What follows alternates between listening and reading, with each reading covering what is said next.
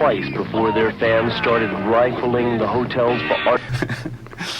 What's happening in the future with the Stands now? Keith, are you planning a tour in the new year? Yeah, I think that we should probably be going to the States in the spring. Instead, we were supposed originally to be going this year. It was sort of an inevitable thing once every 2 years. But suddenly everybody got up and said, oh no, can't make it this year. We want to finish the record and get that done. And so we put it off until the spring, although maybe a few gigs around Christmas would be nice. I'd like to get on the stage again. Because we were talking earlier now about the kind of venues that you're doing, Keith, and really they're enormous venues that you're playing. Yeah, and they get bigger and bigger every time, you know. Are you wanting really to do smaller things now? Well, you know, it's kind of selfish to sort of go into a city, let's say 60,000 people want to see you, and say, oh, we want to play in a 3,000-seater hall, you know, because the other 57,000 have to just lump it, you know. So the thing to do, I think, is to do the big ballpark and then do the small theatre as well, and so 63,000 people get a chance. Do you enjoy touring still? I love it. It's the lifeblood for me. For any band, I think, any band that doesn't play live is only half a band as far as I'm concerned, because that is where it all comes from, you know. And I think with this new album, there's a sort of feel about it just because we'd come off stage just 3 weeks before and we'd been playing for 2 months solid, you know, and you can feel it, you know. Yeah, that's true. It's well oiled, you know.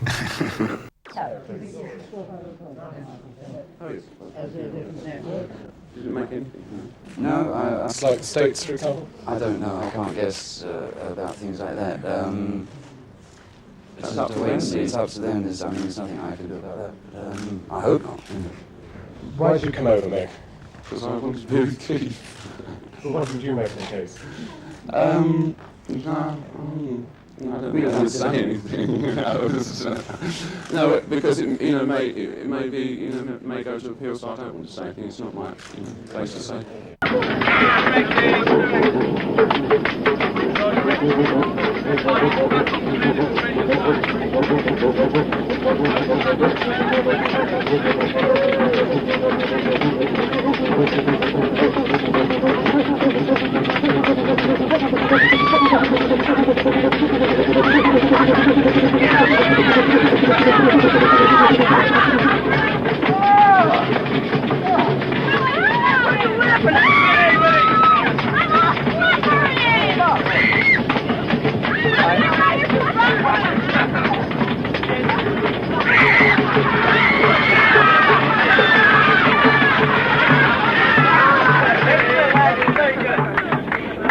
Some of the guys in the Whiners, let's drill a hole through there, share and share alike.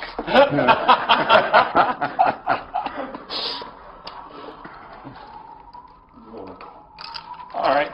Why don't you just start? We're just going to talk about Neville Brothers here. Why don't you just start off by just taking over and telling me your own involvement with them, what you think of them, how you the Neville Brothers, those darn Nevilles. Yeah, there should be a TV series for a start. The stories about them are endless. But I guess my involvement came through working with the Meters, another New Orleans band that are closely lined up with the Nevilles. And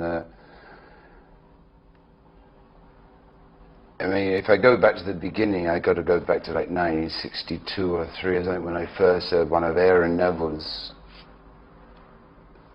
first records, which was in his voice just amazed me.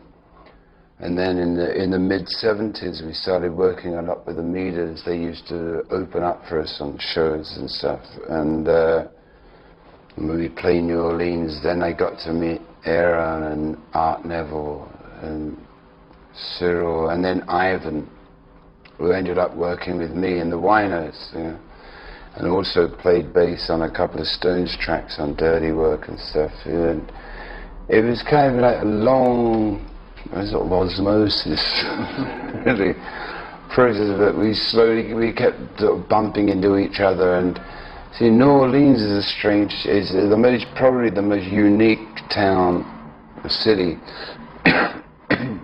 in America. It's totally different to any other city in America. It's got a lot of Caribbean influence and a lot of French and Spanish. It's got a totally different, for one reason or another, probably due to its location, but there's no other town like it in the rest of the country, and it's almost like a little country on its own, and they almost have their own language, and so I got involved. Also, Fats Domino. You know, I mean, we don't talk about New Orleans. Fats Domino, Frogman Henry, and Ernie K. Doe, Irma Thomas, who Time Is On My Side came from her. You know, hers was the original version. She's from New Orleans. It's an incredible music town. You know, half of the band from Little Richard's original band, they were New Orleans guys. Earl Palmer, the drummer, Plas Johnson, sax.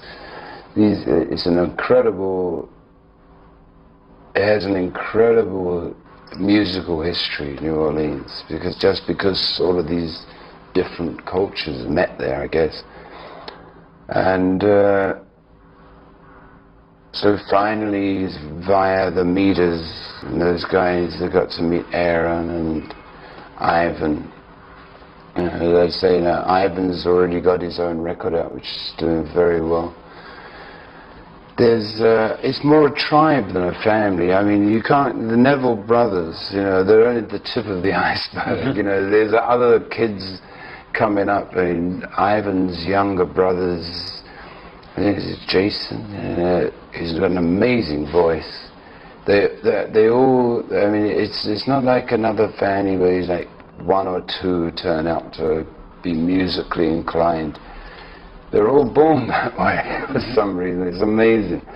They have all this tradition behind them, but also they are bringing their own generation stuff to it. You know? And it is a lovely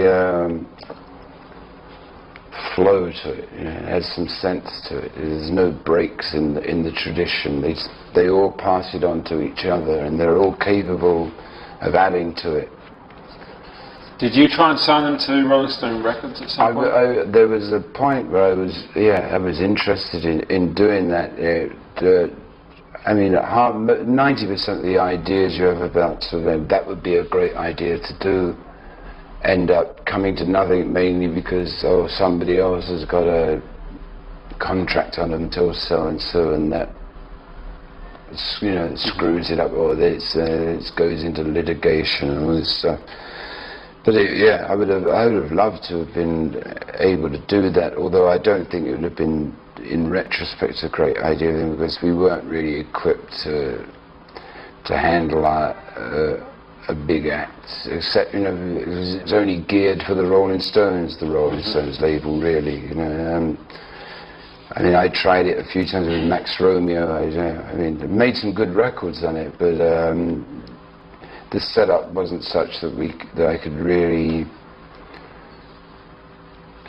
promise anybody like promotion or distribution shit. What work have you done yourself with the Neville brothers as a group separate from Ivan?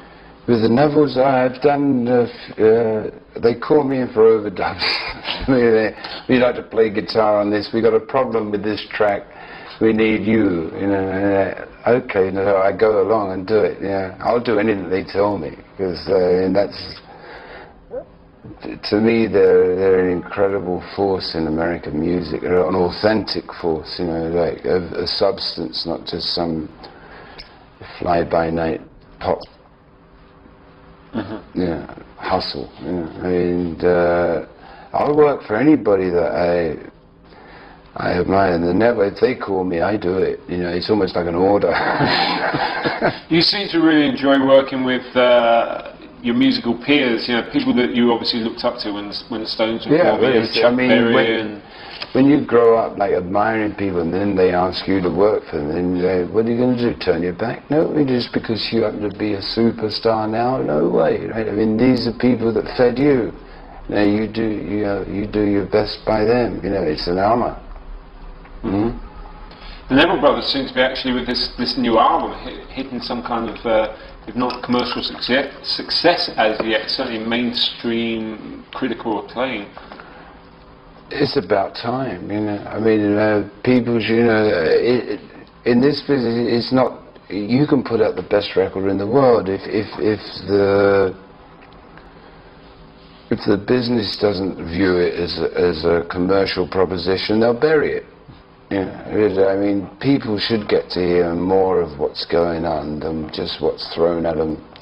It's always been the case. It's no different. The only reason I'm here talking to you now is because in England the public got sick of pre-programmed pop music, and the Beatles opened the door and we slid in behind them, and it's the same thing. And you can always rely on the public eventually to say, we've had enough of this crap. It might take them a long time, because as I've said several times in this thing, they've got other things to think about. Yes. But eventually they'll get sick of things that are thrown at them if they're just tossed off. And a musician's only job is to try and turn them on. Doesn't matter how small a way. It doesn't matter, in any way you can, to say, well, there's another alternative. It can go like this, and the public suddenly dropped something like, that everybody thought they could sell you guys anything, and that you'd fall for it like suckers. And then you'll turn around and just drop it like a hot brick, and they wonder what the hell happened. It's because it's up to you. It's not up to me, it's not up to the musicians. We'll do our best, but it's really up to the public to decide what kind of music they want and what standard they want it to go to, instead of being cynically tossed a load of old pre-programmed rubbish music, elevator music, which is what you're getting now. Okay. And that's really my speech. Let me just very finally, being obviously some kind of an expert on the Neville Brothers, how do you view their current record that is getting this acclaim as compared to what they've done in the past? Is it better, or is it just more mainstream? No, I don't think it's better or worse. They're always good. They're always at the pinnacle of what they do. It's a matter of a slight shift in exposure. And the people get to hear them. You're listening to some artists there, the guys that are not going to bend or change or, say, screw me up the ass, I mean, they're not going to do that. They're going to do what they do and what they know they can do. And eventually, perseverance will pay off. And that's what I think you're starting to see the tip of that now. I wouldn't be surprised if they're all over the charts next year. I hope so. Because I mean, Aaron's got a voice like an angel. He looks like a brick shithouse. He's beautiful, Aaron, sorry. But this voice comes out of this enormous guy. It's like, boom, and this angelic voice comes out, and you can't deny it. I mean, it's holy almost. And Neville, I mean, Ivan, I work with his son, Aaron, they're all, I don't understand, a family that keeps churning out these guys, and they're all brilliant at what they do, and they think it's nothing. This is the other amazing thing, is that to them it's second nature, and yet to anybody else, the whole family's playing. Everybody picks up an instrument, it's like walking into your Auntie Flo's house, and suddenly she picks up a guitar, and your uncle suddenly gets on the piano, and cousin Fred gets on the drums, and the whole family is suddenly like whacking out this enormous, incredible music, and imagine that, and that's really what the Nevilles are like. They're a tribe of unlimited talent. It's unbelievable. Great.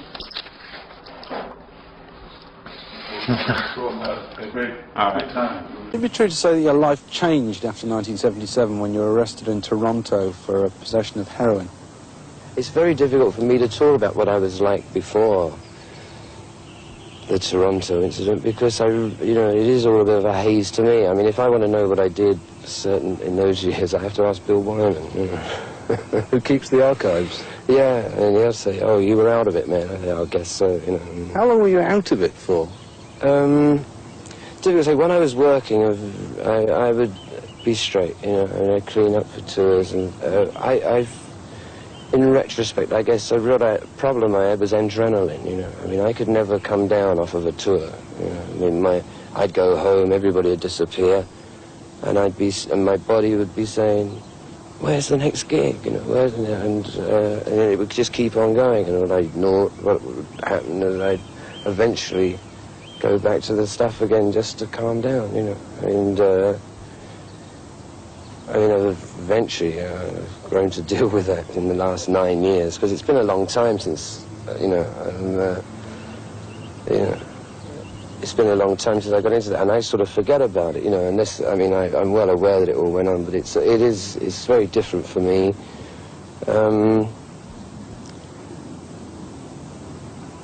I guess I've grown up some. The Rolling Stones have always been called a real street rock and roll band. Over the years, as success has come to you, how have you maintained a sense of...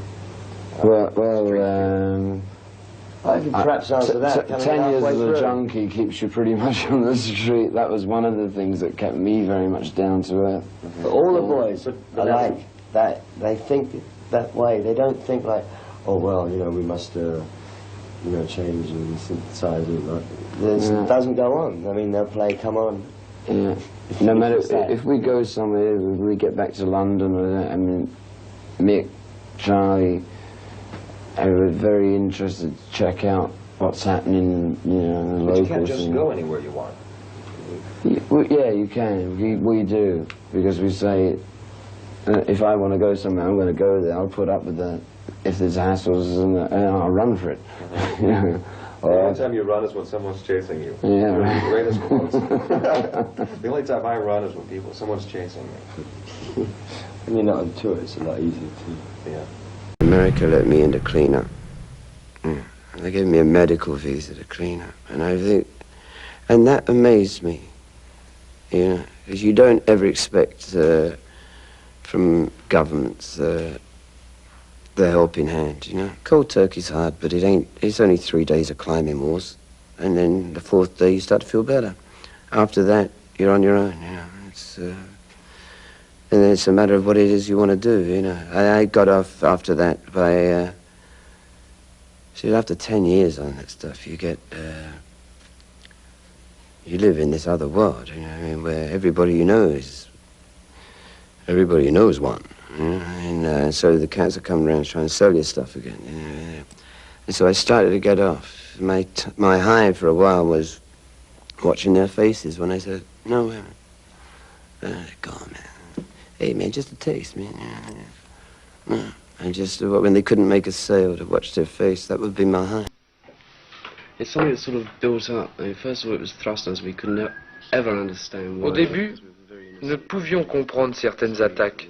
Nous étions si innocents, si mignons, que nous ne pouvions même pas comprendre pourquoi on ne nous aimait pas, pourquoi on nous insultait. They needed somebody to do it to, and they really need somebody to kick against, and eventually we sort of put ourselves and started acting this role, and actually just playing it for them, Nous avons soudain compris que certaines personnes avaient besoin de taper sur quelqu'un.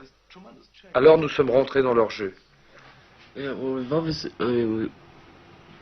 we have a place there somewhere, and somewhere we had a lot to do with it, In actual fact, we've only become conscious of it in the last year or so, really, that we, in a way, we have responsibilities there, Et il y a eu un renversement des choses. Tout a été sans dessus-dessous. Et nous y avons certainement participé. En fait, je me demande toujours quel rapport nous avons avec tout cela. Actually, I'm still trying to figure out how we fit into all that, because... Mais je crois que tout est en train de changer de manière incroyable, et quelque chose va arriver. But somehow everything's tying in in an incredible way, and somewhere something's going to go very shortly. I think something's going to really.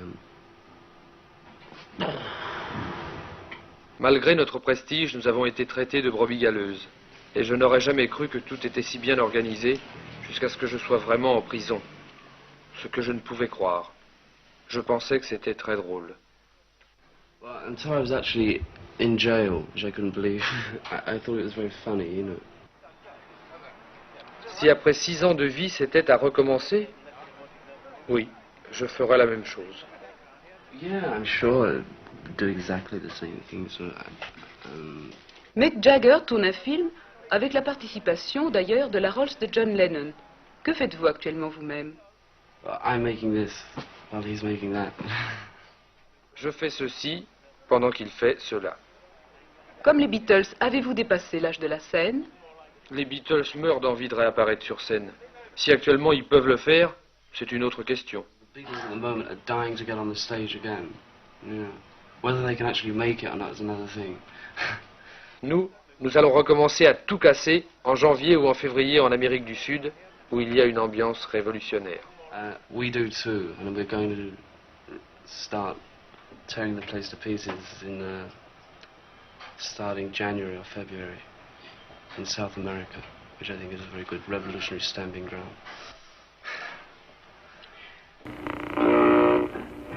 There we go. That's it. Oh, it's off. Is the cable off? Well, it is, hang on. Alright. Just unscrew this. Okay. That's it.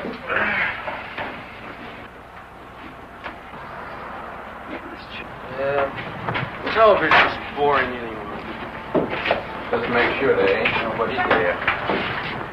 We come a little bit this way so we make sure we hit the garbage area. That's it, right? Alright. Okay, tell us when. Okay. Okay? Yeah. Now.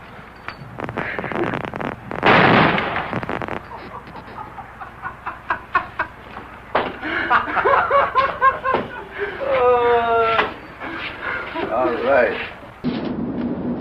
Maybe a month, 6 weeks or overall in London every year. That's about it at the moment. Yeah. It's when I get back, I realise how much I've missed it. But when I'm away, I've been moving around so long now. You know, since the early. I mean, I haven't lived in England officially, you know, in any way since 71. Right. So it's, to me, I've sort of got used to, and I don't really think about it until I get back, and then I go, Jesus Christ, I've missed this joint. And it's hard to get away again. You know? Yeah, I've been over here about a year and a half now, and I've always, I mean, I love being here, but whenever I get back, yeah, you know, so I only go back for a couple of weeks at a time, and it runs out so quickly. It's a weird thing, you know. It's because in a way, like when you go back, when I go back now, it's like London's the only town in the world where I go back and I feel like a tourist. You know, it's like weird, you know, because I know this place like the back of my hand, but it changes all the time, and it's never the same as you remember it. It's funny, you know. It's like, and you kind of makes you feel a little bit uncomfortable for like a tourist in your own hometown, but that's the way it goes. That's true. So you had this place for a long time? Yeah, well, we've been here about 3 or 4 years, yeah. You've got to fall asleep. You want me to join in this? Yeah, what do you... I don't know, we've got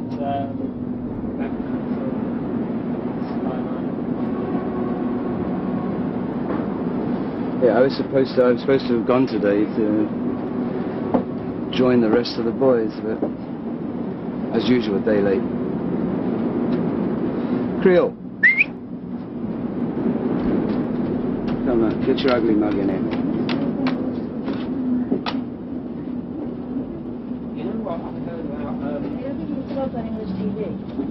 I remember I was interviewing the Replacements the other week, and they would show me their video, and they said they had to change it for Britain. They had to take the cigarette out. Yeah, that's right. They don't allow cigarette smoking. We won't die if we don't smoke for a minute. We used to not have a problem with it, because the show used to just go out in France. Fads and trends, you know. Next, you won't be able to show eggs and bacon on TV, you know. High cholesterol, you know. It'll be like really no-no for a bit, you know. They had, have you seen these Levi 501 ads? They've got these like famous authors and people. Yeah. And these little quotes from them. They had one from, I think it was Hunter Thompson, and they airbrush out and smoke the cigarette. You airbrush it right smooth. They airbrush it out. It was like the smoke, the cigarette came over the back of his shirt, and they mentioned the airbrush it out. Amazing. I don't know. It's almost Victorian, this thing's getting... I saw an ad today for some sneakers. It was like, basically the theme was like for athletes only. If you smoke, you know, we don't want you to buy our shoes. You know, it's like strictly for leaping around in. You know, and it's like, oh, that's a new twist, you know. Well, they have shoes for everything now, don't they? This apple juice is great, though.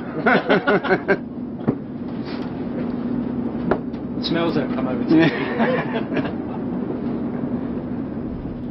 So the dog doesn't drink or smoke.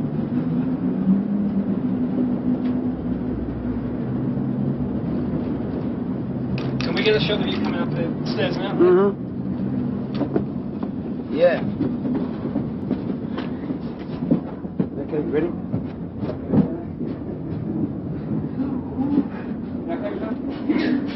I'll go all the way down. This is fine.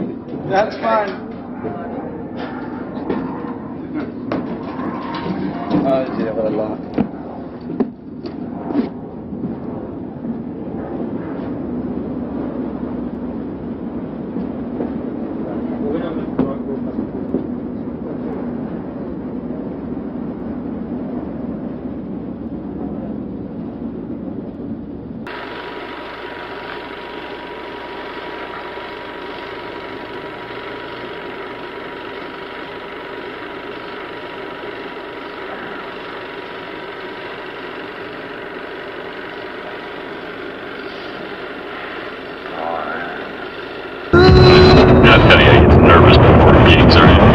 No, I get excited. I'd be more nervous if it was a Stones gig, actually, because they're a more fragile band. They're great at dropping things and picking them back up. That's what they're fantastic. But it's far more nerve-wracking with the Stones for some reason. It's a solo album, the first one he's ever done. I did it because there was nothing else to do. I never wanted to do a solo album. You know, I wanted to keep the Rolling Stones together. You know? And to me, at the very beginning of this idea, I was filled with a sense of failure because the idea to me to make a solo record meant I couldn't keep my band together. I have an apartment here, so it's kind of handy if I'm around Europe at all, sort of gravitate to Paris. You know? And as much of a base as anywhere, as you say. So insofar as you live permanently anywhere, it's more here than anywhere else? Yeah, for any length of time, yeah. For extended periods of time. For me, an extended period of time is 3 weeks. But do you live very much at night? I mean, it's almost midnight now.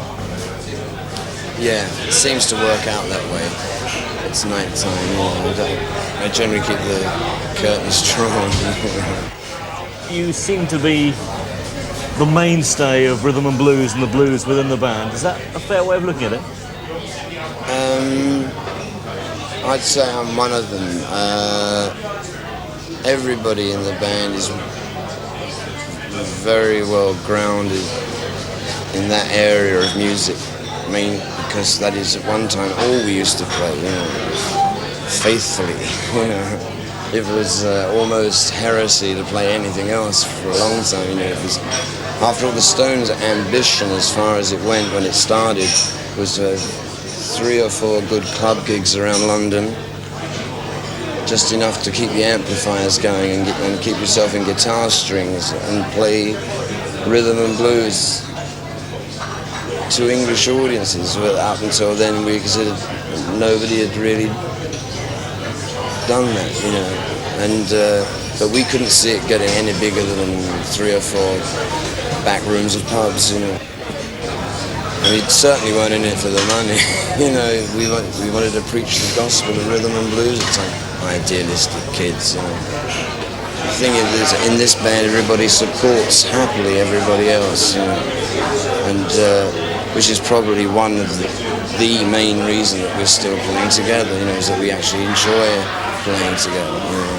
And still, it's fun for us, you know. It's like a very well-paid hobby. there's a new life at the party. I've never seen a hotel room blessed with such Olympian ecstasy. Nor have I. What do you need? What do I need? Nothing. A beer? I'd like to joint? some grass. Some Yeah. grass. We have that. If you've got papers, I've got the grass. No, I don't have anything. We have cigarettes. We empty them out, put grass in them. One great band or good band or whatever in a lifetime, that's already a miracle, right? I mean, to find two, ooh. Yeah, and the only thing I found out about myself, at least, I guess it's taught me to find out a little bit more about me, is that I do have a certain ability to put if I can find the right bunch of guys to put them together and give me 10 days and they'll sound like they've been together 2 years, you know what I mean? And that's a band. Let's talk, recently, half the world played this Dylan tribute show. Would you be interested if there was a tribute show to Stones or your music? Not really, no. Why, maybe when I'm dead and gone. They can do what they want then. But otherwise, these benefit matches, not really. I mean, just let me get on with what I'm doing, Because there's so many bands are like, the next Stones or like, Yeah, there's been so many of them, yeah. There'll never be a next Stones, but there doesn't have to be. That's not the point. There's got to be a next something else. But everything has to move forward. Does it frustrate or flatter you when you hear bands who are, clearly... Both, quite honestly. But it's interesting to know that so many guys out there take what you've done as a starting point, or but then sometimes I figure it's just the haircut or the clothes. Sometimes I wonder if it's the music. But everybody's got to be a star. I have a couple of Stones questions I just want to throw out quickly. When you've heard 80 million times the Bill Wyman situation. History. Bill is definitely. I tried to leave the door open until the last minute. But, no, he's just had enough, I guess. Of what? I don't know. But the story is, I went to see Bill in London 3 or 4 weeks ago, and Mick and Charlie came up to my room, hotel, and he said, "Well, where's Bill?" And Mick said, "Oh, I just spoke to him. He's not coming because he doesn't want you to bully him." So that's the story, really. And I still haven't spoken to him, but I know he doesn't. It's on the search for a new bass player with the Stones, but we're down to the hardcore now. So it is going to be a woman replacing him? Well, she's good. So the irreducible Stones are you, Mick, and Charlie at this point? Well, I've got to throw Ronnie in there too now. I mean, he's hardly a new boy now. It's 1975. It's funny, he's the new boy. He'll have somebody else to pick on soon. That's true. Just because it recently came out, a home video, Give Me Shelter, was released. Oh, yeah. If you've seen it recently or had any... So there's a few edits they couldn't get in there when it first came out. I haven't actually seen the whole new one, but from what I remember, I can imagine what scenes of the FBI office and which I wanted in. We all wanted in the original one, but the FBI wouldn't release it, for whatever reason.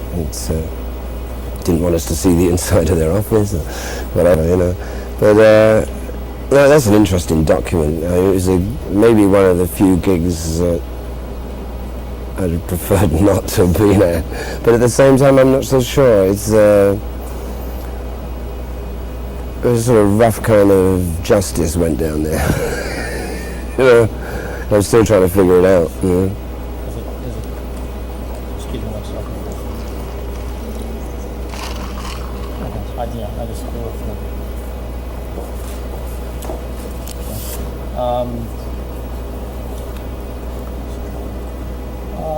Let's talk about, since we're in Chicago and, you've been influenced obviously by a lot of blues musicians, are there any particular ones that come to mind? Well, we can reel off a list. This town has produced, everybody that turned me on. Whether they actually came from there, most of them didn't, but Chicago was the place that their music came out of. Muddy Waters, Little Water. Any particular memories of like Chess or VJ Records? Oh, 2120 South Michigan Avenue. Yeah, sure. That's where I first met Muddy Waters. He was painting the ceiling.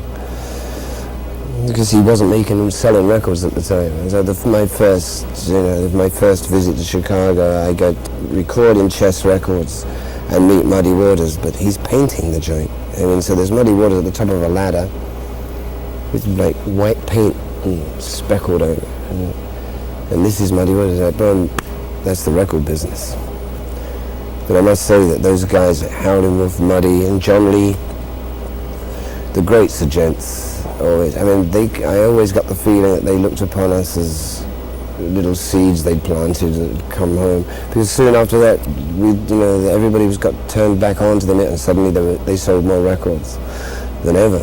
After that, they got a worldwide audience. So there was never any meanness about those guys. I'm painting the ceiling.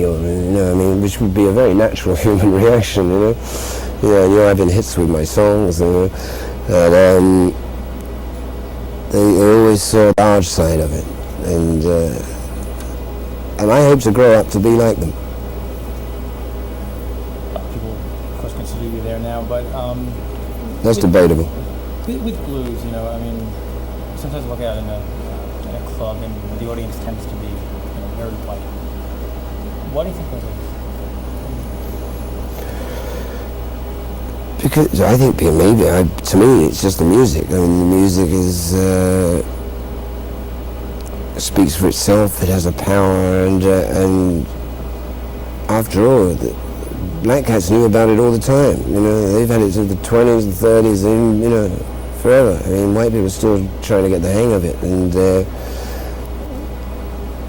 that's really crossed over. The blues is a basic backbone of just about every form of popular music there is in this century, and it's still there in one form or another, and it always will be. It's one of these powerful things you guys over here have created. Anything you're listening to now which catches you? Yeah, Mozart.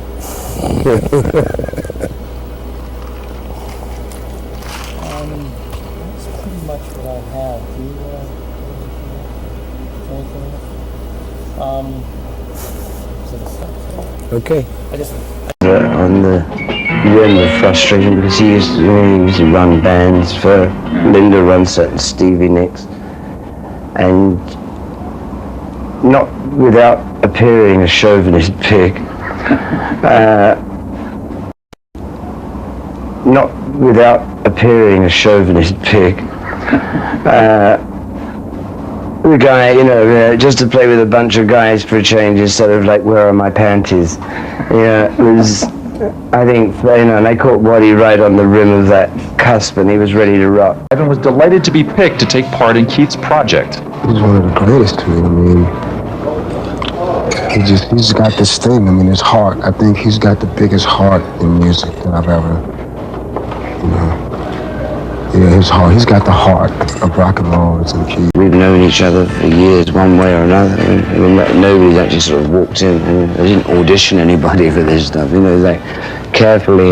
That's why it took me 2 years to put this record together before I even started recording it. I said, who am I going to play with if I don't have Charlie Watts after 25 years of the singer? Ooh, that's a tough one, for a musician. So he's playing with one cat for 20 odd years, and say, well, now I've got to work with somebody else. If I'm going to do that, who the hell's doing it? Got to be good, and also they've got to be friends with Charlie. The same one, Telecaster, 57 Telecaster, Fender. What is the most important thing in your life? Living. Anybody else would be an idiot to say otherwise. You have a life, you live it, Beyond living, to be able to make some good music and to be able to continue to do so. It's important to me. How has the rock industry changed during those years you've been in it? Or has it changed anywhere? There's been a lot of changes, but at the same time, things change and they don't change, When I started, it was a very small business, comparatively. And small PA. And no PA, none at all. Yeah.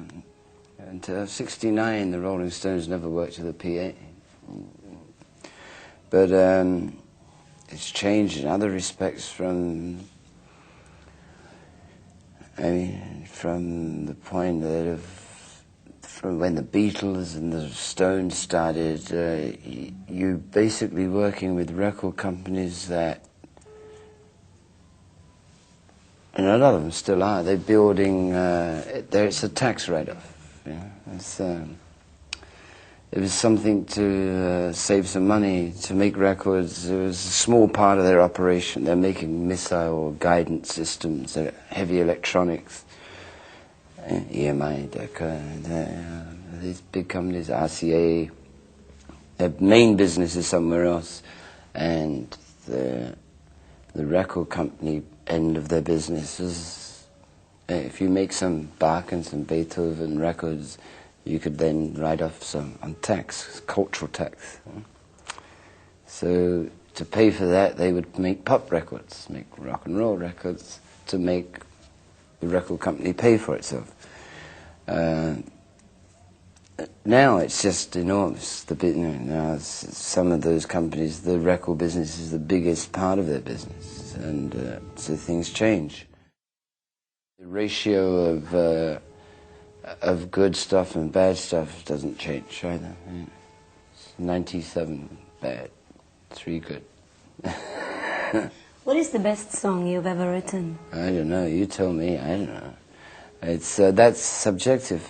Somebody else. I like Satisfaction. I like Tumbling Dice, Street Fighting Man.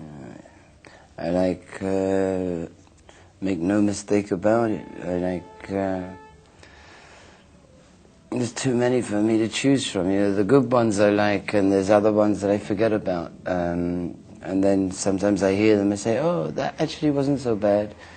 But to choose one, actually, no, I mean, Jumping Jack Flash, you know, yeah, I mean, I can go with that. You know, Brown Sugar, yeah.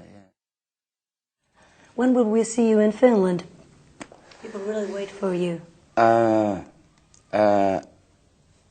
I played there once, Pori, at least. But At in the summer festival. It's an incredibly beautiful country. Actually, we filmed it. Yeah? We have it still. Yeah? Oh, I didn't know that. I've seen the film. Yeah, it was in the middle of the forest by a lake, sea. Yeah.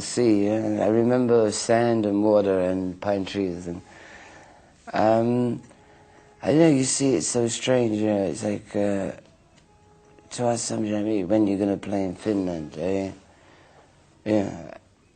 You asked this question to me in New York, and everybody like crack up laughing. You know, Finland, you know. But now that I'm up this way, you know, in a way I say, well, why not? Yeah, why not? First off, I have to get my guys and find out how I can play on any stage. If it works in America, which is where I'm going to do this first tour with this band, then anything could happen. Yeah. If they take it there and it works, and I can understand what to do out in front, with these guys, then anything could happen. I understand. I mean, obviously, it's necessary for me to say that Finland doesn't figure on the map of rock and roll very much. You know, it's flying a long way for a small country, you know. But I think it's important to do that, which is why I'm here in Oslo now. You know, Norway's not a big country, it's not a big market, but I think that it's important that people don't feel left out. And it could be with the Stones, it could be with the expensive winos. In music, who do I love most? I love Mozart. I love Muddy Waters. I love Bono. You know, I love Gregory Isaacs. I kind of like Ziggy Marley. because they think that he's not just the son of Bob Marley. I think that he's his own man. I think these things are very important. There's very few things, when you know, any business you're in, you get very cynical in a way, and there's not much that you like that goes on, you know. Now and again when you find, I like AC/DC. Rock. Yeah, it's straight ahead and it's on the point, you know, it makes, yeah, and I can relate to it, you know. I mean, I loved Otis Redding. I mean, the fact is that most of the guys I loved just died. I never expected them to. I loved Buddy Holly, I loved Eddie Cochran, I loved Otis, Jackie Wilson. How many gigs have you played? Have you ever counted? Or has anyone counted? I don't know. Somebody must have counted somewhere, you know, but I'm always looking forward to the next one, you know. So, I mean, I can't be bothered to go back and count history, you know. Bill Wyman counts. You know Janet Street Porter, you must know her. Yeah, yeah, oh yeah, yeah. Because she's in charge of youth programs now. Well, she, they've probably got that on tape there. Youth program. She saw it when she was in France and brought it into the BBC for 6 weeks, and the autumn went down really well. So now, you know, this is really more of it seems like a BBC program than, you know, it's going out in sort a of few Euro countries. TV sort of thing. You know, 1992, it's on its way. Yeah. You start getting TV programs made for the whole of Europe. One big country, the United States of Europe. Eh? Yeah. Jesus. It's going to be the first, the big world power. So that's a miracle. Didn't get that lot together. They've got to build a Channel Tunnel yet. Right. See them finish that one. I'll start off. I saw this. You okay? Right. I saw the show out at Meadowlands. Oh yeah. Your birthday show. Yeah, right. And I thought the music was great and the feel of it was great. And it was such an incredibly big place for this like small, close-knit group. True, it was, and the show, I mean, that was the only big show we did, and it wasn't actually planned to do the Meadowlands. It was only because of the New York, the incredible way the Beacon show went, that during the tour this idea evolved of, you know, like, we've got to do a bit more for this area, because the Beacon Theatre, which was the only other show I did in this area, was real small, you know.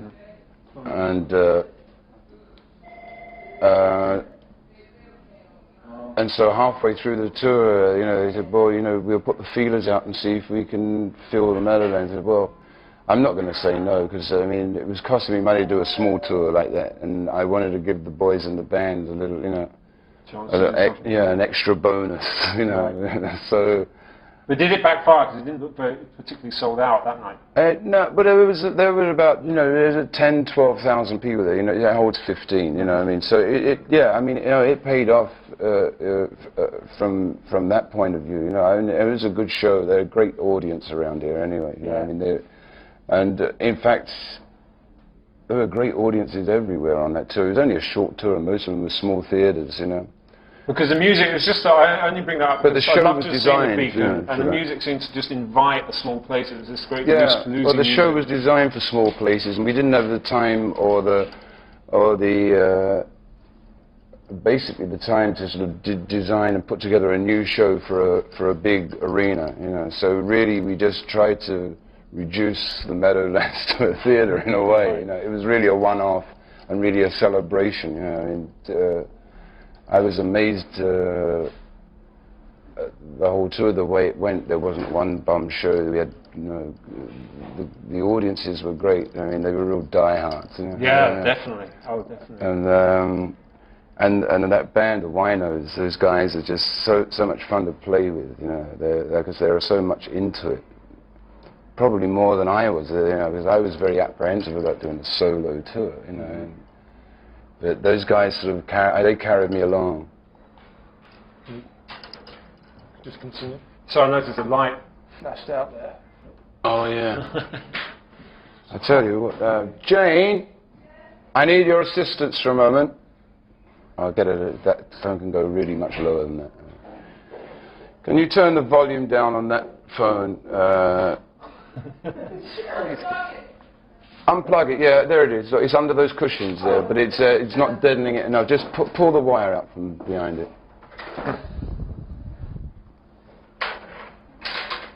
Thank you. Aye, thank you. Just tell me when you're rolling. I can see. So yeah, you were just saying about that. You were a bit apprehensive. I mean, how nervous were you about getting back out on the road again? Well, there's one thing about getting out on the road, but being the front man, there's another thing. Actually, I tend to do this. I mean, I've noticed it about myself over the years, is that when you're supposed to be really nervous, I go into this sort of deathly calm state. Nobody can believe it. You know, I don't feel a thing. I sort of anesthetize myself. I think.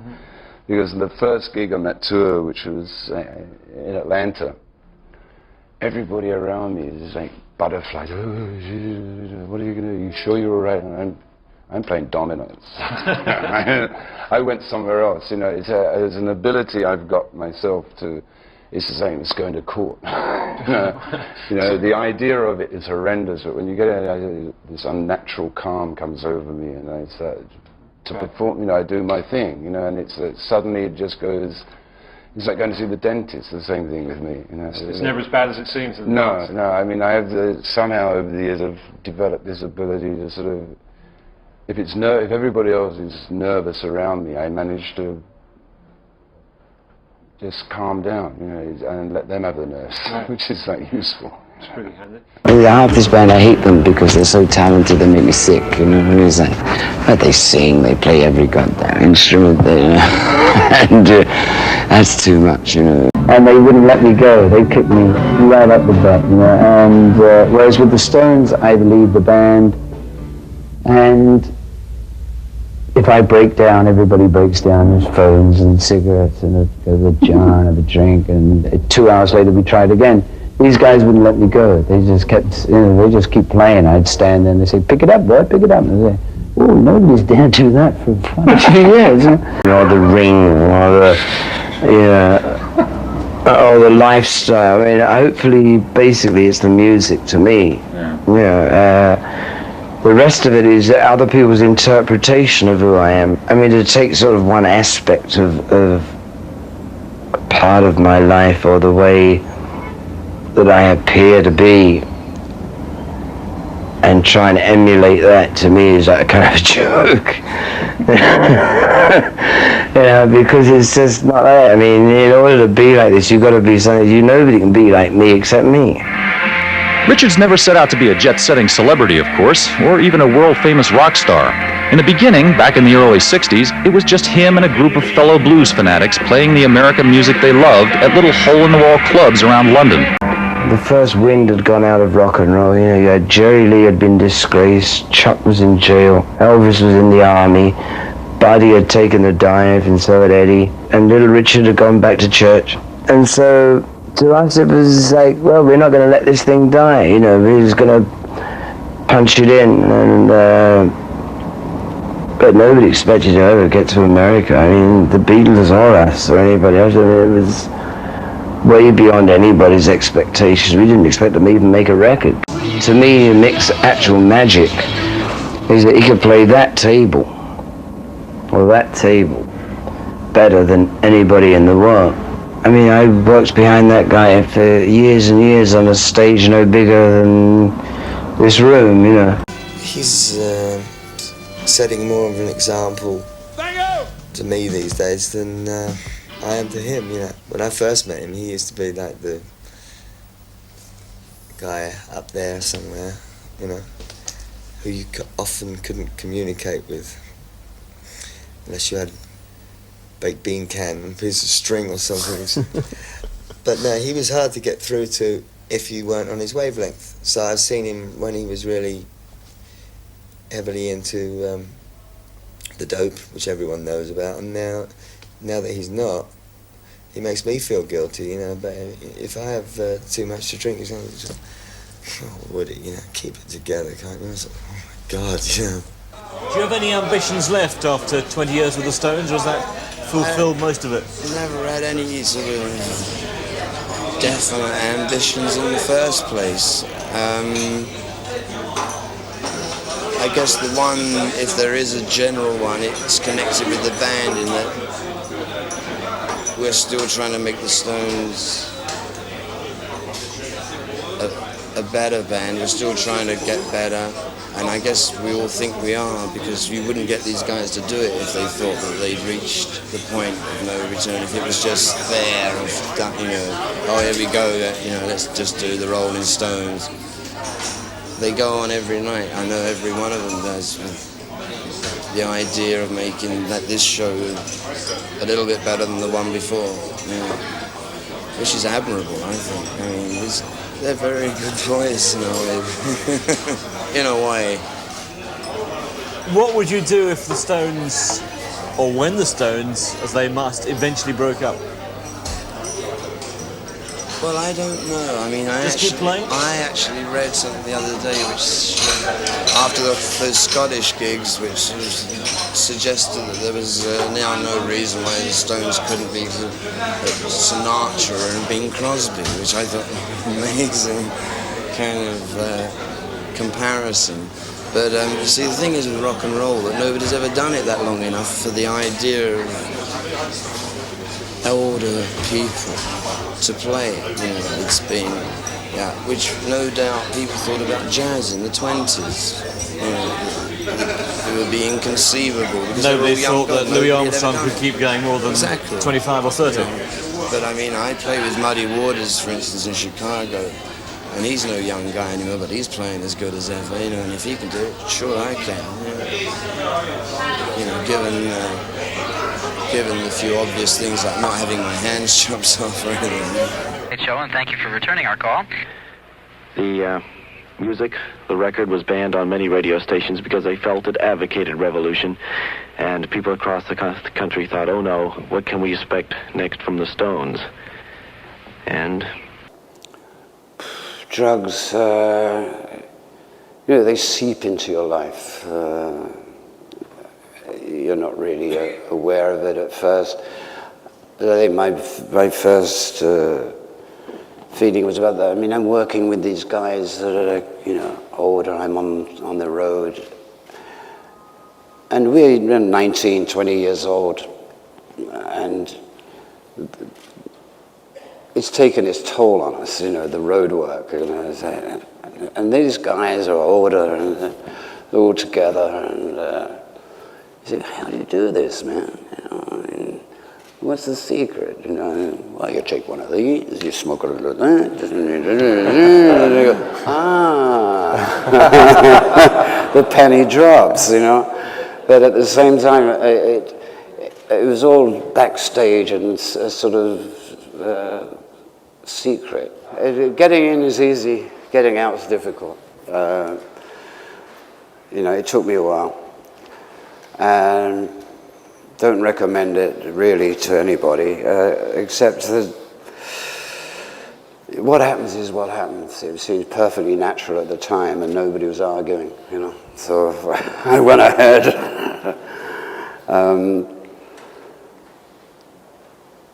I really don't say much more about drugs because I could give you a lecture all night about the, you know, about the quality and. But anyway, all my news is out of date. I'm telling you. This is Stephen Ponting, KSAM. The Stones on the WUSF Progressive Scene Show. Ladies and gentlemen, Live With Me. Après vous.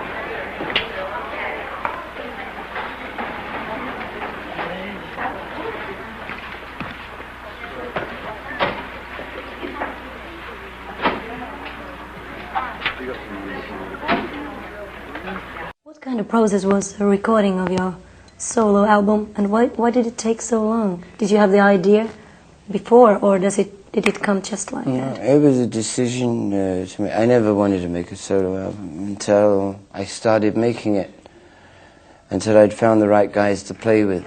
I had to, first off, to make a solo album, it meant that the Rolling Stones weren't working for a while. because I couldn't, there's no way that I would dream or have dreamt of making a Rolling Stone, of a solo album while I was working with the Stones, because that would be counterproductive, you know. You write a song and you say, well, I'm going to make a solo album, you know, and I'm working with the Stones, so, and I write a song that I think is great, I think it's really, that it's worth trying. Where do I give it? Do I keep it to myself? Do I give it to the Rolling Stones? Why tear yourself apart? I did this record because there was no possibility when I started to make this record that the Stones were going to come back together. So I didn't have that problem, and also I'd found the right musicians to do it with, and I'd found the right guy to write with, you know, Steve Jordan, and I mean, the weirdest collection of people you could wish to meet. When you're in the studio, nobody's the boss. It's really a matter of finding guys you can work with, but it's a consensus of opinion where you look at little smiles on people's faces while you're playing, and you know, there's nobody has to say, this is, nobody has to play boss man. You look around and it's like that, you know, and that, the smile is the boss. I went to Canada, near Montreal, and in 10 days I had 7 tracks, you know, which Stone speed is just like a laser beam. Stones take forever and ever, and I always thought it was my fault. Everybody told me always that it was my fault that the Stones took so long to make a record. But in actual studio time, I don't know, 3-4 months actually in the studio, which is incredibly short compared to the Rolling Stones, the way I've been working before. Did you aim at a typical live sound with very few overdubs? Yeah. You aim at Yeah, the that same was sound about as the only if you can call it. You enjoyed being the front man. You're saying you never have been before, of course. Yeah. Did you enjoy that aspect of it? Yeah, I did very much. I mean, I didn't know how much. I mean, I figured that if you know, with a band like that, that the only weak link would be me, as far as like, because I'm the only one that had never I'm pulling off a new job, you know. But I figured with the band that I had, that I could always fall back on that, and we could always get into the music, you know. And the voice croaked a bit for the first few dates, but it got better and better, and it was. And to me, I didn't know. I mean, either the voice was going to disappear totally, you know, we were going to mime it, or the voice would come back, and I'd be able to. You know, but it came back, and it was okay. I was for a first bash at it, I was very happy with it, you know. And so was everybody else in the band, so that was cool. Yeah. The nice thing about it was a lot of solo tours, when people from known bands go out on tour, they get this clinical, you know, note-perfect session musicians. Instead, you went for people that, it was obvious everybody was enjoying themselves. Yeah, I mean, that is the thing about, I mean, Steve Jordan, I mean, these guys are all, I mean, Waddy Wachtel, Steve Jordan, Ivan Neville, I mean, these guys are just innate musicians, they're born musicians, you know,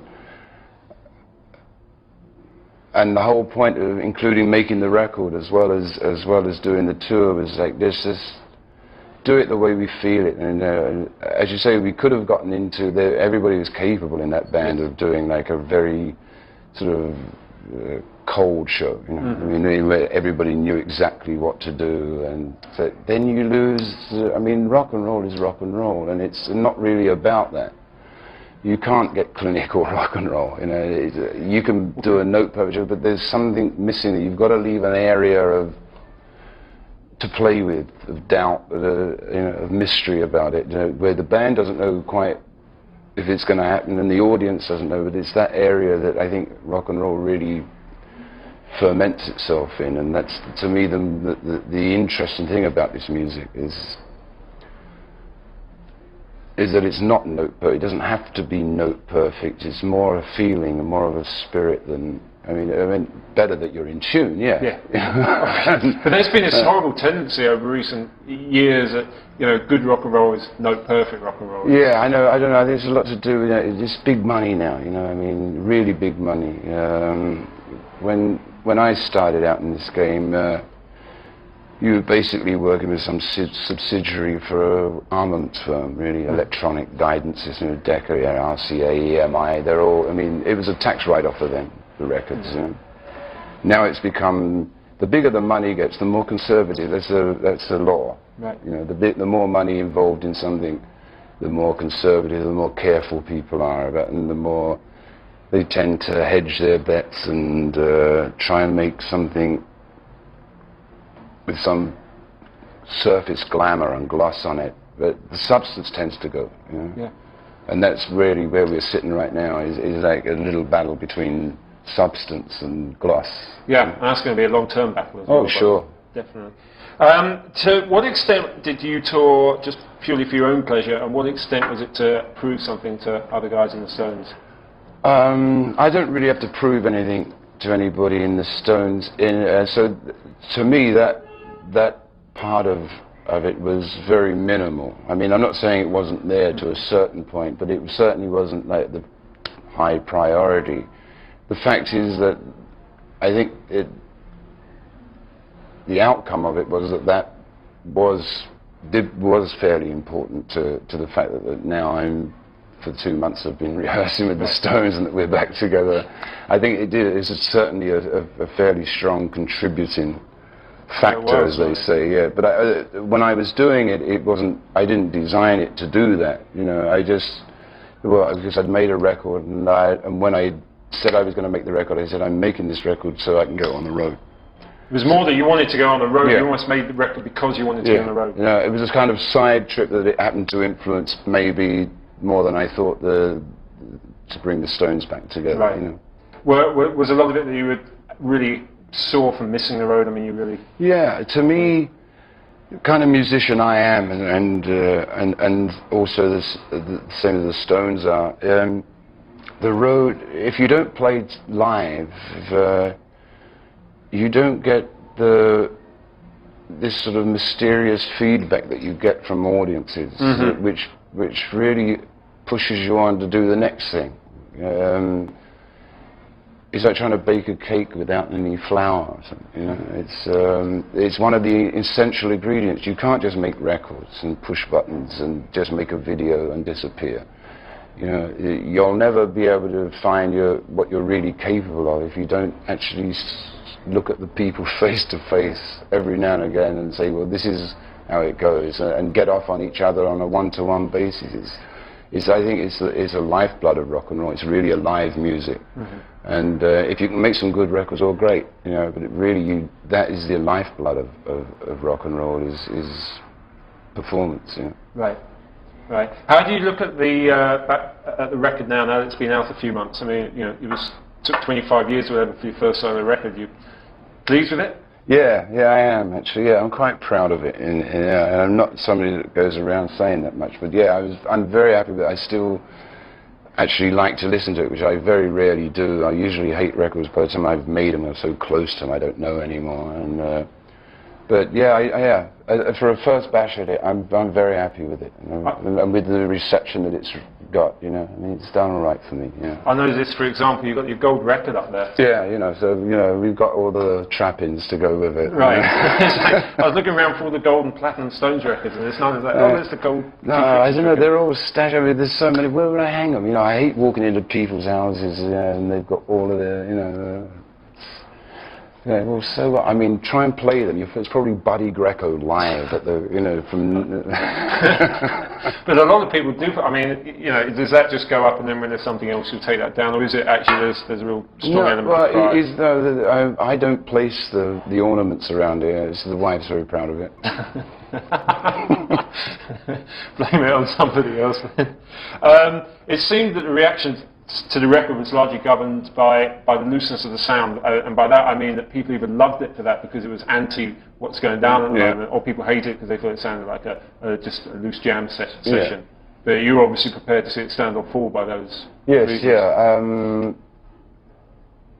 Looseness is something that most people don't have, and especially in records that are being made today. I mean, they're made by machines, most of them, and to me, that's the total opposite of what this music's all about. I don't think that you can program this music very people have got other things to do out there, right? I mean, everybody's working, got their own jobs. They don't have time to think about all of this stuff. And they'll take a load of pre-programmed music stuff for a long time. They'll, you know, because they don't, it's not their main problem. And they'll take the best of what they're given. And I don't think they're being given the best of what people are capable of putting out. I think that really the music is once again got a firm, timpan has got its grip on it again, yeah. And everybody's not getting the best of what's around. By that you mean best isn't necessarily it sounds biggest? No, it depends what they put out, right? Yeah. I mean, people only hear what record companies put out. And if it's cheaper for record companies to go along with a pre-programmed formula, that's what you'll get. And it's up to the public to demand more and better. And so I just try to give them an alternative, that's all. Okay. Can we hold 1 second? We just need Sure. to adjust your mic. Also, if you can speak.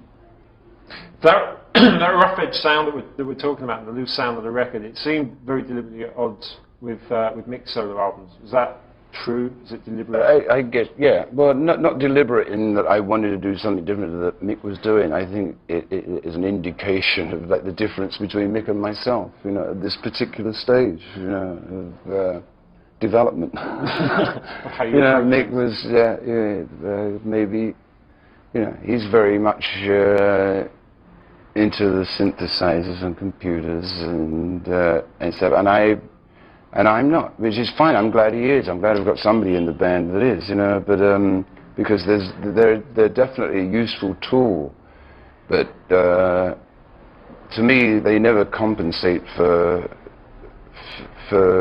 real musicians. Right. You know, it's something that's you can tell a synthesizer a mile away. You know, and it's never going to be able to. If somebody does something in the middle of a track, it's already pre-programmed. It'll never be able to have this beautiful accidents, yeah. Which is what rock and roll is all about. This interplay between the rhythm section and the front line.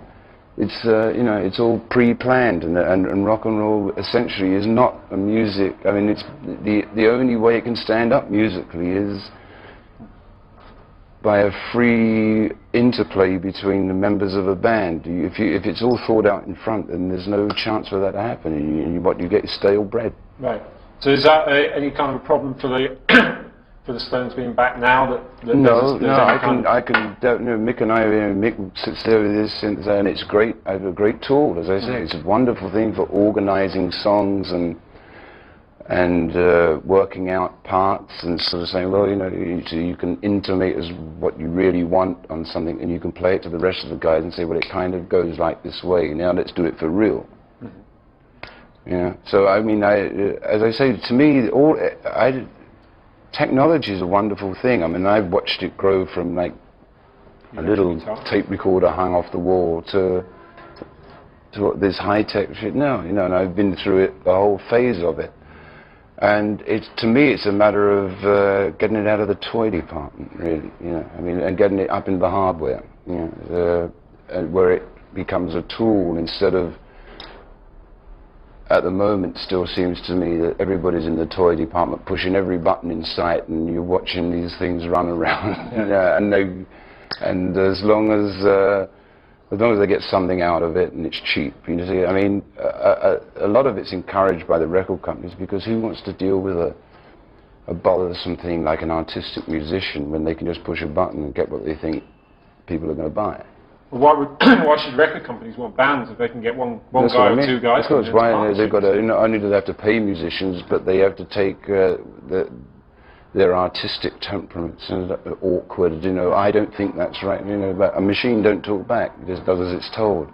But I think eventually you end up with a very sterile load of records. You know, and so sterile that, and I do believe that music is bound to live. I mean, music's been with the human race since some guy started beating some bones on a rock, you know, and I think that the human element is the only thing that makes music viable to people. And the technology has to be used to help that rather than like take it over. So you're basically saying it's the old argument: the man should control the machine rather than the machine. Yeah, we were down to we were to 1984, and we're in '89 already. But I mean, he wasn't far off, was he? You talk about the sirens. Ah, it's no trouble. Doesn't. That's New York for you. Phones ring and cops go by. That's New York. All right. I read in an earlier interview you did about your album that you certainly reckon that if Mick's solo albums had been blockbusters, that probably would have been an excuse or reason for him to get out of the Stones. I wanted to ask you, if you thought that was still the case, and whether there was any element of that with your record as well, whether yours had sold like 5 million, whether you said I can do this on my own. I don't know. In retrospect, I'd say still that if Mick's albums had have been blockbusters, so to speak, whatever that means, it would be very unlikely that I would be leaving tomorrow to start making a new Stones album. For myself, I think my attachment to the Stones would probably, even if if it, I had no intention, I had no illusions or delusions or whatever you want to call it about my album. I knew that I was going for the outer edge of the fringe of stuff. I was going for the meat of the matter. I know I wasn't aiming it at a certain market. That's not what I was doing, So I mean, I knew that I was putting out a left field job, where that's the American coming out, right? Left field means like kind of out there.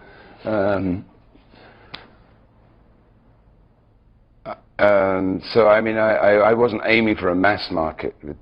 I wasn't aiming it at anybody. I was just saying, here it is if you want it.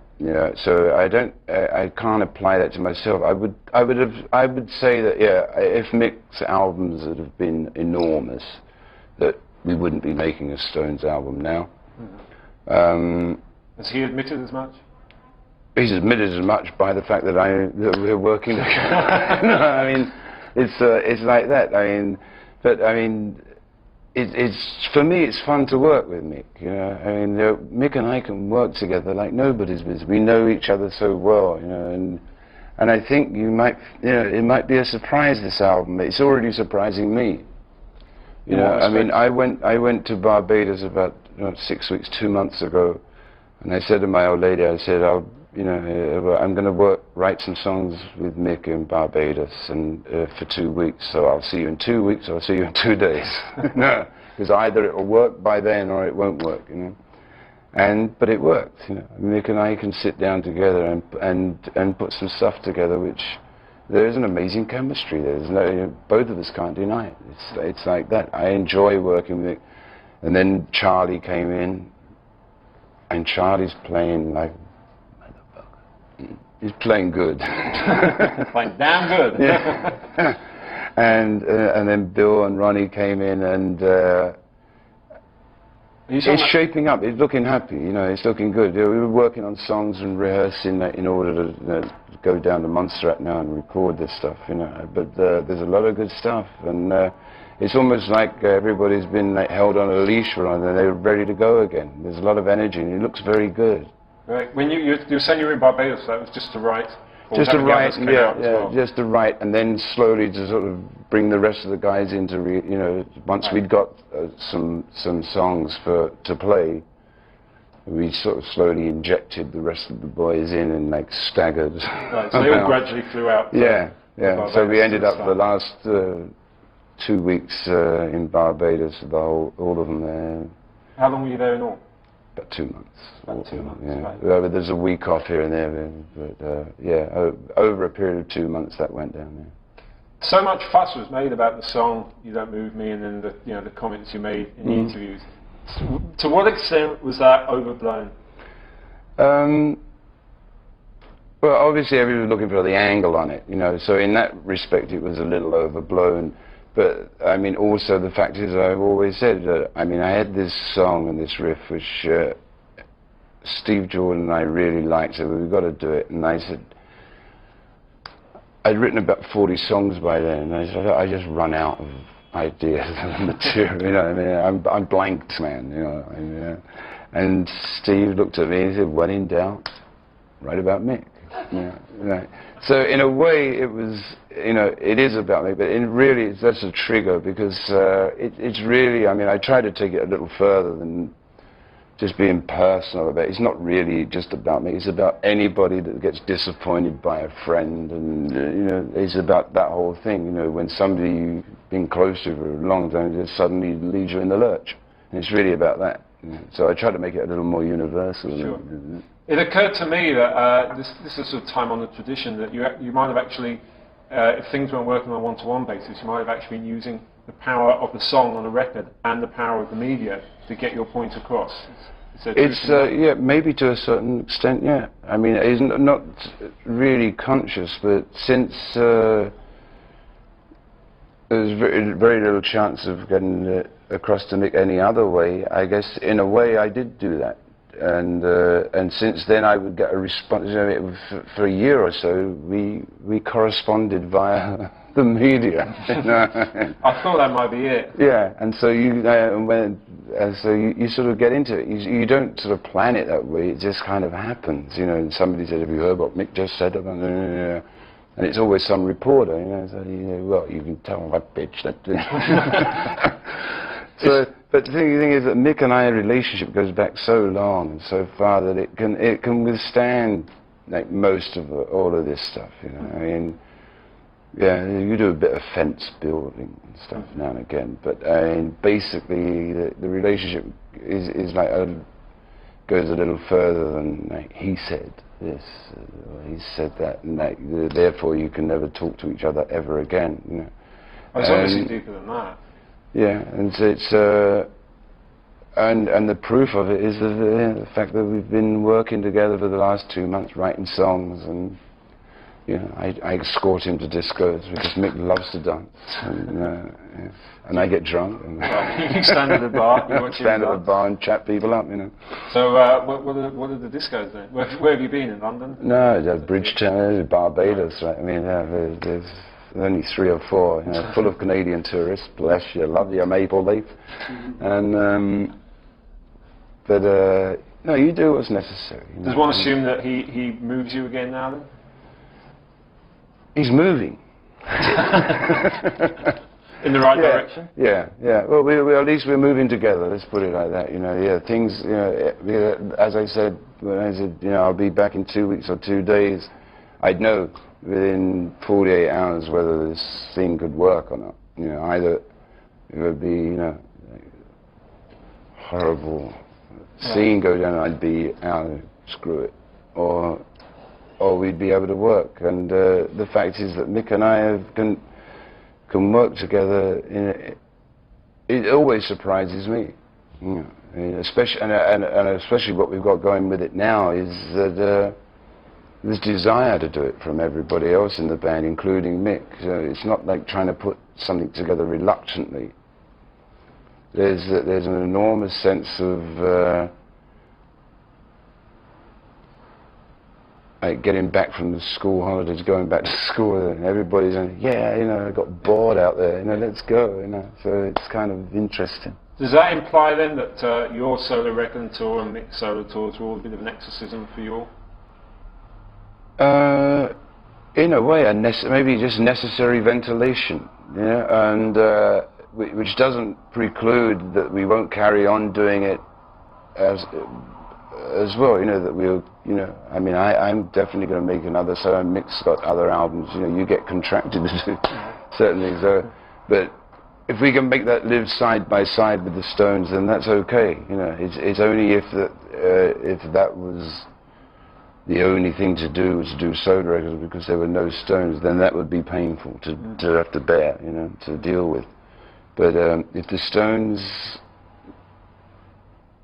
and I think that there's, I mean, I'm uplifted in the last few weeks listening to the guys play, and there's an incredible amount of enthusiasm and the experience that they can bring to bear on the whole thing is. Very, very interesting. You know, Charlie Watts is the most amazing drummer. I must tell you, everybody. You know, he just knocks me out more and more. It's such a pleasure to play with the man. Right.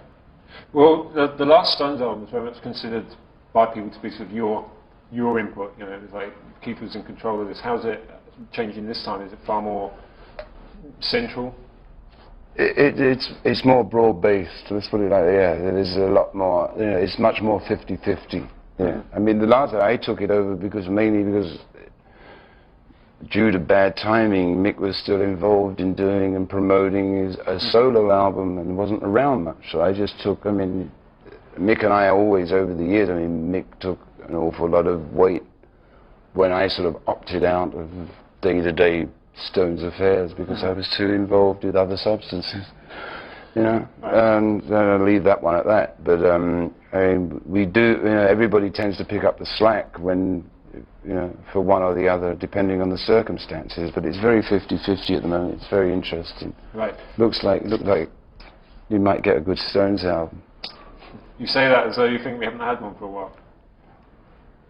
Well, not one that I would.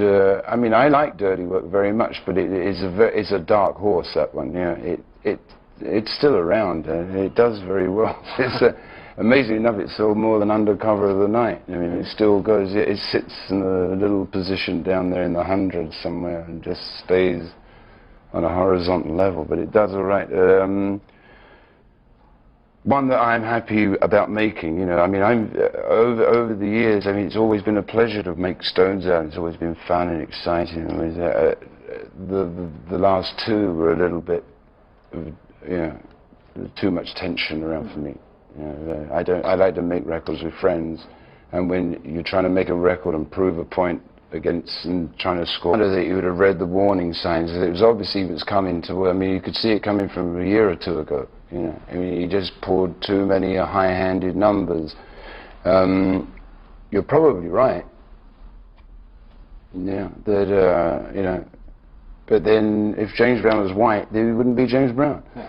You know, I mean, the reality is that you're probably right that.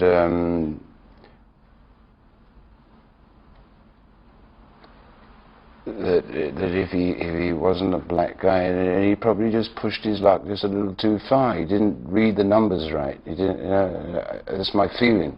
Meanwhile, James Brown's band's free now. You want? Are we looking for the new frontman? James will handle it. He'll be out in a year or two. You know. And I mean, when they doubled, you know, he got sentenced to another 6 years, right? But I mean, it was to run concurrently with the 6 years doing, which means he'll be out in two and a half, as long as he behaves himself. As much of a hero as ever. Yeah, I think so. I mean, if he cleans up his act, whatever, you know, and, the guy is, I mean, amazing. I mean, the guy is no chicken, you know. I mean, he's no spring chicken. I mean, the guy, I saw him play just over a year or so ago at the Apollo, and the band was tight, he was tight, I mean, moving, you know, I mean, so he's not that out of control, you know, I mean, I think he just overstepped some boundaries where, in the particular place that he lives in, Macon, down in Georgia, you know. It's always been a very conservative state. To put it mildly. We're also doing a thing about asking people, and I hope you'll be up for answering this, what their least proud moment is. Their least proud moment, the thing that's sort of most... My least proud moment? Yeah. Oh, God. The thing that you're least proud of doing. Well, there's always getting caught. You always... probably just getting on the dope in the first place, you know, it's a stupid thing to do, you know. But given the facts, then again I would, you know, in mitigation. Given the fact that I was on it, that at least I got off of it and managed to handle it and get out of there, you know. So, but yeah, that's probably my least, in retrospect, the least thing I'm proud of, you know, that I got sucked into that. Well, although I remember, you know, this is going back 10 years or whatever, but when you had that case in Canada, you had to do a concert. It was a concert for the blind, yeah. Right. One thing that I've sort of admired, or let me say the thing that I sort of hate most is rock stars and film stars who come off their drug addiction and then like patronise the kids saying like, don't ever do No, this, don't ever I'm try very that. aware of that myself. Yeah, me too. You've always avoided that. Yeah, I mean, it was a lot of them were like handed deals. Like, we'll let you off tonight as long as you do like a series of ads or whatever. Contrition and like. And it never washes. It doesn't work with the audiences that it's aimed at, because they know why you're doing it. Instead of doing time, you're doing this. Yeah. I mean, it's a dead giveaway, and it doesn't work. And I mean, of course, I was approached to do many of them. It would be no good. It would be pointless. It'd be easy for me to do. Mm-hmm. I could sit around here a day doing like anti-drug ads, but it wouldn't come off right, and it wouldn't impress anybody. It wouldn't make any difference. Mm. And I think the example maybe is more important than trumpeting it around. Yeah. It I can be done, I just find it quite almost offensive when you see people because just because they got caught, then suddenly they're like coming on, wagging their finger at you and all that. Yeah, I know. And it's like when you had the chance, at least you had the money and you had the chance. So don't tell us who haven't not to. The best thing is still to get it over and done with, and prove it by your actions, not like sort of getting sucked into some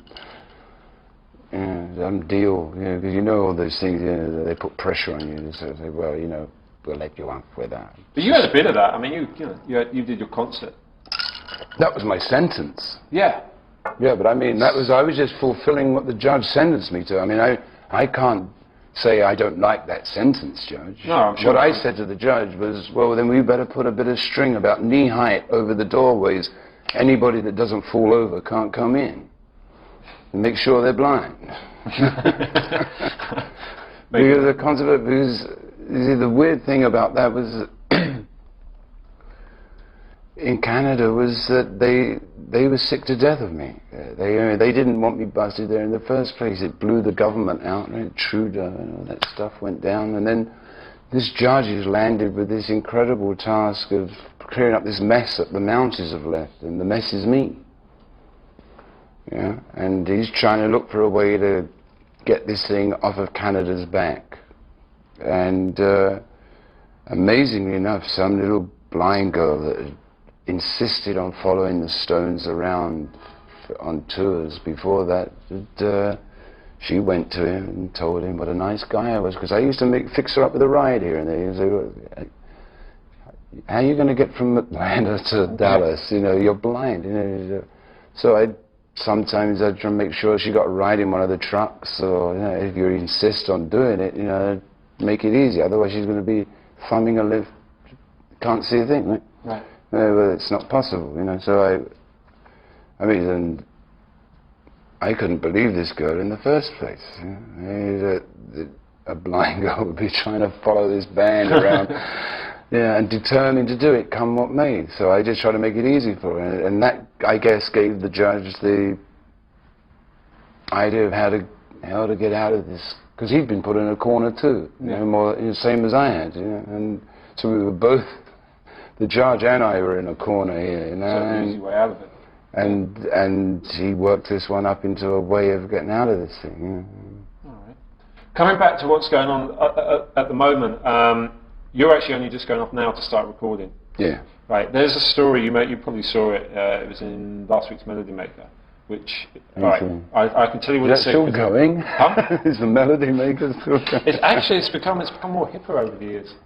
It found itself again. Full circle. It's a turn full circle. It's probably more the rock fans read than NME these days. It's a bit more on the ball. But they printed what may well be a very errant story, and I do want you to clear up what might be wrong. They said you were recording at the moment. The relationship between you and Mick was sticky. That the album was likely to be out in the summer, and that a mystery band, which is suspected to be the Rolling Stones, has booked 20 nights at Wembley Arena in June. Well, that's quite a bag full of rumours. No, we ain't recorded anything yet. We've written Mick and I have written a load of songs, and the Stones have rehearsed together for the last month or so, and we're going in to make a record as of tomorrow. That's the fact of it. There's no way we're going to play Wembley this year. No way. No way you're going to be touring at all this year, you think? That I can't say. I mean, I've heard the rumours too that it's at the moment we're just concentrating on making this record. If we can get this record down in time, anything's possible. But at the moment we're taking it one step at a time. First can Mick and I sit around together and write songs. Yes, we found out we can. And then how are the boys? How is it all working? We brought the rest of the guys in, and they're playing great. So yeah, we're going to make the record. Tour things are still a little hazy. Working lives kind of hazy at the moment, But I'm sure once the record gets going a little, there'll be like more on that. I wouldn't put it past them, because I know what the Stones are like. Once you wind this machine up, it kind of tends to take you over. Right. When given all that's gone on with the personalities over the last couple of years, when it actually comes to this record coming out and people doing interviews, do you think it's going to be more equally distributed between you and Mick about like the leadership? I hope so. I think so. I think that both Mick and I have learned the fact that we can actually work back together now again is that it's really based upon a more. This is a difficult thing because somebody has to run a show, and Mick's the front man. So I mean, obviously, you got to give an awful lot of leeway to that fact because he's the one that's going to have to work the stage. It's just as long. The main bone of contention throughout the 80s, the early 80s, was that decisions were being made without anybody being consulted, and like very high-handed. So, and that the guys would come to me and moan. And then I'd go and say, I think you're right, and then I'd say to me, look, the guys are like pretty pissed off about this stage that's being built with their money, without them being told, and I'd turn around and say, ain't that right, guys? And nobody was there. So in a way, Mick and I were forced against each other, from different areas, pressures coming in from, But, so I think those lessons have been learnt, and that we're both, as I say, I'd be back in 2 days, 2 weeks really on that. I think that, it's working. There's enough enthusiasm amongst the band, including Mick and myself, and we think that, there's a good chance that you might get a classic Stones album this year, which is like what all we're concentrating on right now. It's interesting you brought that up from good to classic. Do you ever think, well, the Rolling Stones have obviously made their best music? No. If I thought that, I wouldn't be doing it now. No, I think there's more in them. There's, and also at this point, this stage of our lives and our careers, I look forward to trying to make, the material's there, the essence of it is there. If we can bring it out, it's probably one of the most important stages of the whole thing since we actually made a hit record in the first place, or since that section of since Beggar's Banquet, Let It Bleed,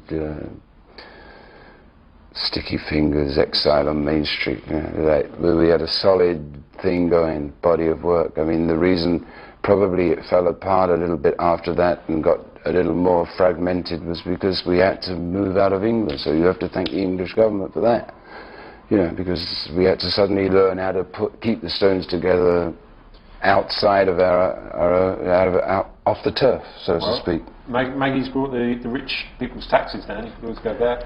Yeah, well, most of them have, right? Yeah, I don't know. Tax is no longer that the criteria for me. It's just that I married a New York girl. Things happen. This is hope. I want to ask you about some of the people who are around these days. The young guns and so on. I mean, everybody's always looking. Not out loud old for the new Rolling Stones, but it's always like Rolling Stones with the original bad boys of rock. Who's it going to be? Who's really bad? And Guns N' Roses, for example, would try and come out with that mantle, that claim. What do you think of people like them? Well, I think it's very, from a group point of view, I think it's very interesting that it's pretty much the same old format. That nobody's been able to take it any further than that. I think they're a pretty good band. I think it's very interesting that they had a hard time establishing themselves, but basically the public took them up and insisted that they got their Guns N' Roses, and that's very interesting to me, more interesting than the band is to me, let me say it like that, right? The fact that public pressure made them, they couldn't get radio play, they couldn't get a video shown, whatever. So I find it interesting that public pressure, is very interesting as well. I was talking about, you can feed the public so much stodge, and they'll take it for a long time, because they have other things on their mind, like getting home, like making a living, and getting up in the morning, going to work, and so to them all of this stuff is not of major importance. They'll just pick out the best of what they're given. Right. And so basically then it depends upon what they're given. And record companies are notorious for giving you the lowest common denominator. Yeah. And so really the fight continues, and the reason that we got a record contract in the first place and the Beatles got one was because of the very same thing. And so it's once again the same fight, between the money and the choice of what you get to hear. The quick answer to that is absolutely no. But then at the same time, you never know what's going to occur. I never expected to write an autobiography. I didn't expect to be around long enough to write anything of any importance. But it happened to coincide with my first daughter, Angela, having my 5th grandchild. And somehow those two things sort of locked in. And then I realized also from that point that I really did want to give my grandfather, Gus, his due for turning me on to music, or to the guitar especially. That anything can happen. And that if you work at it, especially if it's something you love, it could well happen. And also he taught me that grandparents and the relationship between grandparents and grandkids can be very, very important.